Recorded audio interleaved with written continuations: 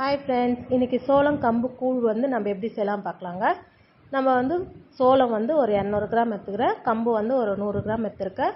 ஒரு 5 மணி நேரம் நல்லா ஊறிட்ட பிறகு தண்ணி எடுத்துகிட்டு மிக்ஸி ஜாரில் போட்டு இந்த மாதிரி பவுட்ரு மாதிரி பண்ணிக்கோங்க.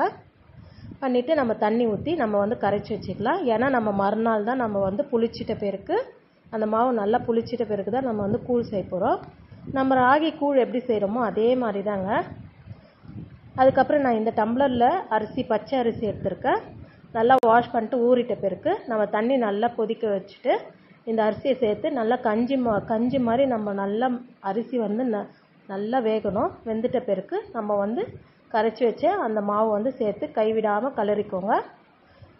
மாவு வெந்துச்சான்னு உங்களுக்கு எப்படின்னா, நம்ம தண்ணியில் வந்து கை தொட்டு பார்த்துட்டு மாவை தொட்டு பார்த்திங்கன்னா உங்களுக்கு ஒட்டக்கூடாது. அதுதாங்க நம்ம வெந்துச்சுன்ட்டு அர்த்தம். அதுக்கப்புறம் ஒரு நைட் ஃபுல்லாக விட்டுட்டு மறுநாள் கூழ் கரைச்சி